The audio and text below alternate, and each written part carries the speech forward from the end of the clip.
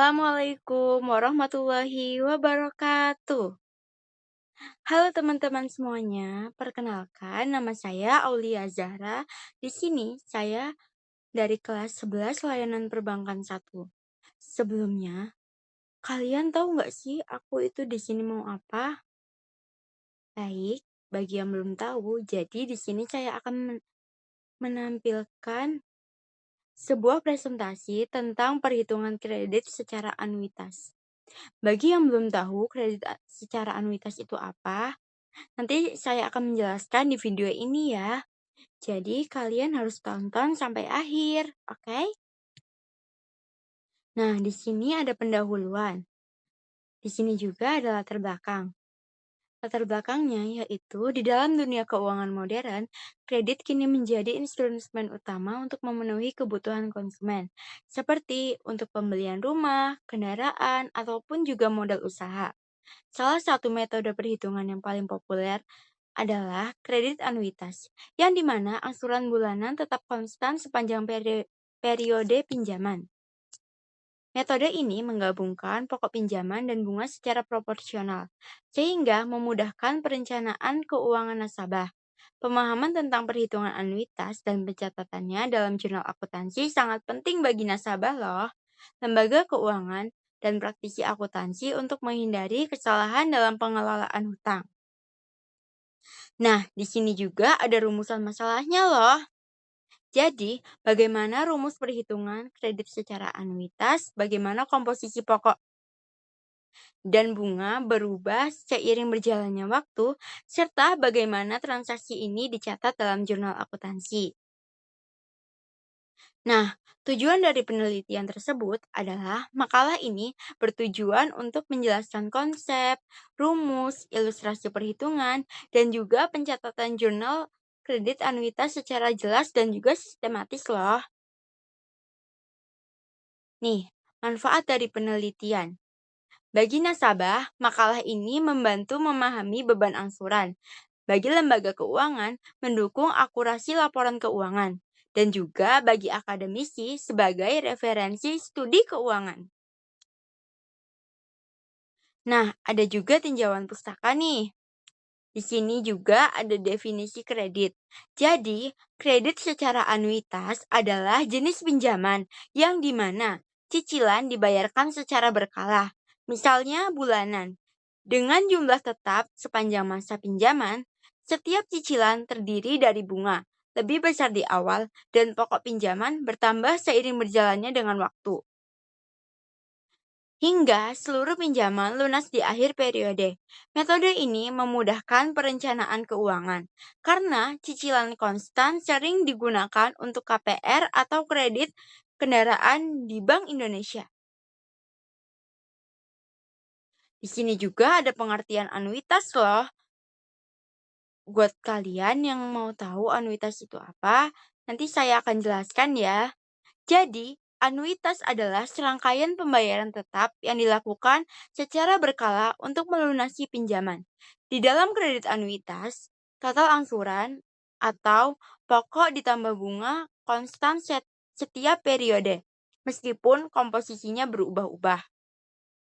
Nah, di sini ada karakteristik utama. Karakteristik utama ada 4. Yang pertama, yaitu angsuran bulanan yang tetap. Yang kedua, ada suku bunga yang stabil. Yang ketiga, ada tenor tetap. Misalnya 12 sampai dengan 120 bulan. Yang keempat, ada komposisi dominan di awal, pokok dominan di akhir. Nah, di sini juga ada jenis-jenis anuitas loh. Jadi, jenis-jenis anuitas terbagi menjadi 2 jenis. Yang pertama, ada anuitas langsung dan yang kedua ada anuitas tertunda. Jadi, anuitas langsung adalah pembayaran yang dimulai segera setelah pinjaman umum untuk kredit kendaraan. Yang kedua, ada anuitas tertunda. Anuitas tertunda adalah pembayaran ditunda setelah periode grace, sering untuk KPR. Nah, yang ketiga, ada perbandingan metode bunga kredit. Ada 3 jenis. Yang pertama yaitu bunga flat, yang kedua yaitu bunga efektif, dan yang ketiga yaitu bunga anuitas. Apa sih bunga flat itu? Oke, jadi bunga flat adalah Bunga dihitung dari pokok awal atau total bunga tetap angsuran menurun. Fungsinya yaitu untuk menguntungkan nasabah. Yang kedua, yaitu ada bunga efektif.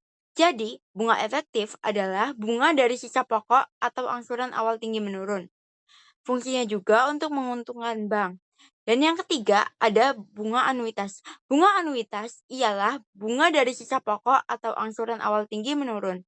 Fungsinya juga untuk menguntungkan bank.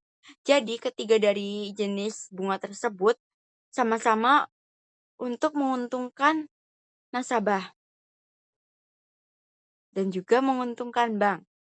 Di sini ada dasar akuntansi kredit.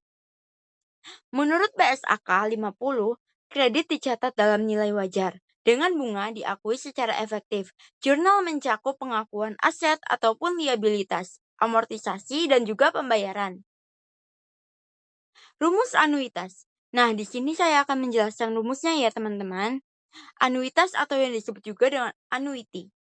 A sama dengan angsuran, M sama dengan modal, I adalah persen. Yang kedua yaitu ada M. M sama dengan modal sama dengan A1. A1 sama dengan juga angsuran pertama.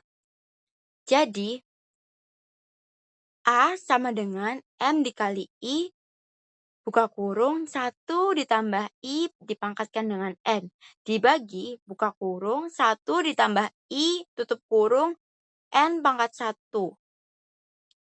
Nomor 2 yaitu ada rumus modal.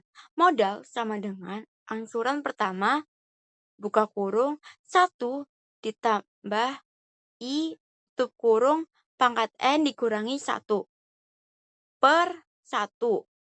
M sama dengan buka kurung A dikurangi N dikali I tutup kurung lalu buka kurung lagi 1 ditambah I tutup kurung pangkat N dikurangi 1 bagi I. Hasil dan juga pembahasan. Contoh soal, sebuah perusahaan membeli mesin dengan sistem anuitas selama 4 tahun dengan bunga 8% per tahun. Besarnya angsuran tahun adalah 6 juta rupiah. Hitunglah total pembayaran yang dilakukan perusahaan selama 4 tahun. Nah, ini cara penyelesaiannya. Pembahasan hasil. Diketahui angsuran per tahun sama dengan 6 juta rupiah. Jika jangka waktu 4 tahun, bunga 8% dan di, di- diminta untuk total pembayaran yang dilakukan selama 4 tahun berturut-turut.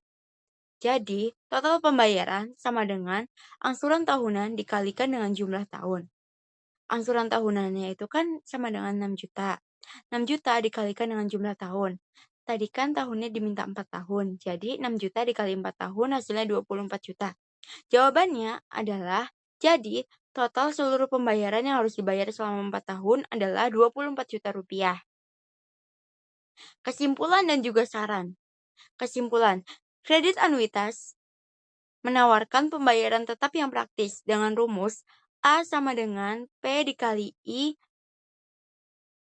dibuka kurung 1 ditambah I tutup kurung pangkat N dibagi buka kurung 1 ditambah I tutup kurung pangkat N dikurangi 1 sebagai dasar perhitungan. A sama dengan angsuran, P sama dengan pinjaman, dikali I yaitu persen, lalu ditambah 1 ditambah dengan I yaitu persen ya. Lalu tutup kurung dipangkatkan dengan N. Komposisi angsuran berubah seiring berjalannya waktu, dan jurnal akuntansi mencatatnya secara terpisah untuk pokok dan juga bunga.